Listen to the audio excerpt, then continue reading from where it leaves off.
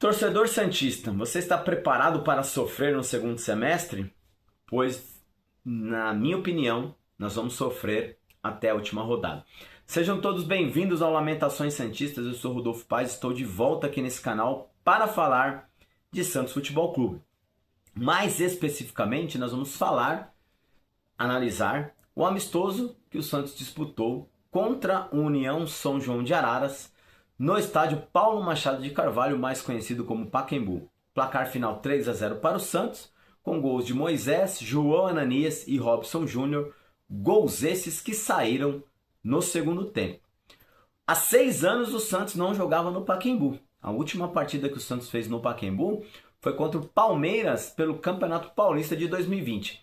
E se não me falha a memória, esse foi o último jogo oficial do Pacaembu antes do fechamento para as obras. O estádio foi reinaugurado o ano passado, em 2025, mas uma série de problemas impedem que o estádio receba jogos de proporções maiores. Recebeu o amistoso do Santos ontem porque era um jogo menor e, inclusive, os ingressos foram vendidos por demanda. Eles abriram primeiro um lado do estádio, depois, devido à solicitação de demanda, o outro lado foi aberto e tivemos até um bom público, 10 mil pessoas para um sábado de manhã, bem bacana. Quem teve a possibilidade de ir no Pacaembu deve ter matado a saudade. Eu gostaria muito de ter ido, mas infelizmente não foi possível. Sobre o jogo, placar final 3-0, como nós já dissemos aqui, me surpreendeu o fato do Santos tomar um certo sufoco no início da partida diante do União São João. É claro, dá para entender, falta o ritmo de jogo, O Santos está treinando há 2 semanas, teve um período de férias, Está jogando num estádio diferente, grama sintética e tudo mais.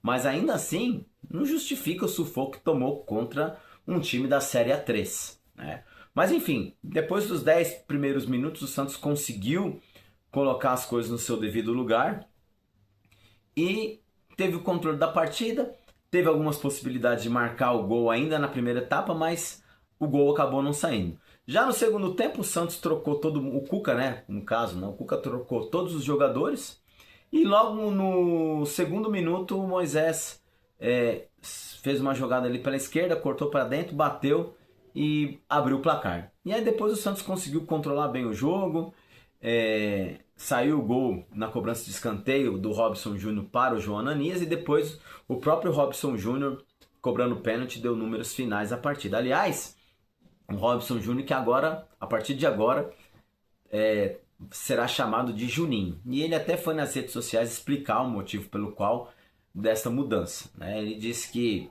desde criança ele é conhecido como Juninho, todo mundo o chama de Juninho, e em consenso com a família ele decidiu, a partir de agora, usar o nome Juninho, não mais Robson Júnior, aí na sua caminhada no futebol profissional.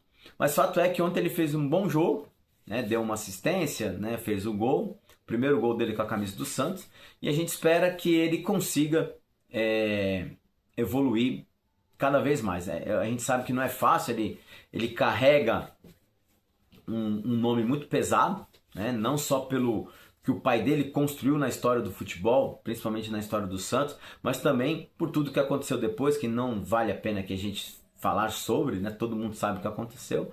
Então, a gente torce muito para que esse menino consiga alcançar voos maiores. Talento ele tem, vamos ver se ele consegue aí fazer com que esse talento aflore e ele consiga ajudar o Santos aí nessa caminhada. Eu digo ajudar porque o Santos vai precisar demais, não só da ajuda dele, mas como de todos os jogadores que lá estão. E ontem o Cuca, ao final do jogo, na entrevista coletiva, ele deu o papo.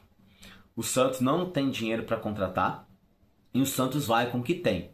E o que tem é o que sobrou dos jogadores do elenco profissional, mais os meninos que ele está pensando ali na base. Ele até disse, eu perdi 5 jogadores e não chegou ninguém. Ele perdeu o Tomás Rincon, que rescindiu o contrato, o Zé Ivaldo, o Zé Rafael e o Mike, que não fazem mais parte dos planos, e o Lautaro Dias, que graças a Deus está indo embora para o futebol da Argentina. E não vai chegar ninguém, esse foi o recado. O Santos não tem dinheiro, está impedido de registrar jogadores, então é isso. O Cuca vai tentar fazer o que o Leão fez em 2002. Só que em 2002 a gente teve uma intervenção divina. Eu sempre falo isso para todo mundo. 2002, aquilo que aconteceu foi uma intervenção divina. Além do trabalho maravilhoso do Emerson Leão e do talento magnífico de vários jogadores daquele time, a gente teve a mão divina ali naquela situação que fez com que o Santos batesse campeão brasileiro em 2002. Dessa vez vai ser muito diferente, gente. A gente não tem na base a qualidade que a gente tinha daqueles jogadores que subiram. E muitos daqueles jogadores de 2002 já não estavam também mais na base, já estavam sendo usados no elenco profissional. Enfim. Mas fato é que há uma semelhança muito grande das duas situações, até por se tratar da mesma gestão. 2002 e 2026. Aliás, parabéns, presidente. Essa é a reconstrução que você está entregando para o Santos.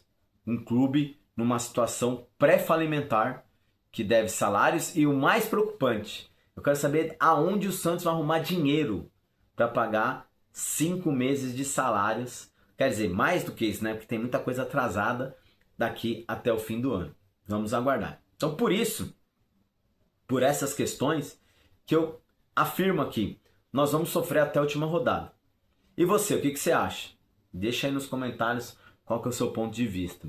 Aliás, falando em sofrer, o Santos volta a jogar antes do término da Copa do Mundo, quinta-feira, dia 16, contra o Botafogo, jogo 7h30 da noite, se não me falha a memória. E na terça-feira seguinte, dia 21, o Santos vai enfrentar a UCV da Venezuela. A gente ainda não sabe como é que vai ficar esse jogo, como eu citei no vídeo anterior.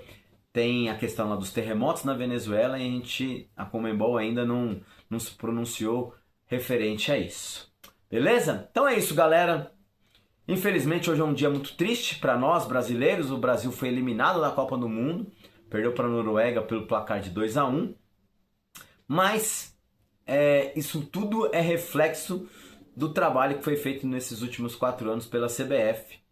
E a bem da verdade é que, apesar de a gente ter tido ali alguns fios de esperança, eu, no meu ponto de vista, achei que seria muito difícil o Brasil conseguir chegar à final. Mas o Brasil hoje teve totais condições de ganhar o jogo da Noruega, mas nos momentos que teve a oportunidade de fazer o gol, o Brasil não fez.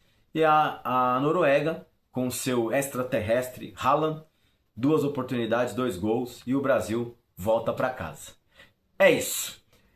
Se você gostou, deixe seu joinha. Se não gostou, tudo bem, tudo ok. Obrigado por vocês estarem assistindo os vídeos desse canal. Nós já estamos a quase 1000 visualizações em todos os vídeos. Muito obrigado mesmo a todos que acompanham, que deixam seu like, que comentam, enfim.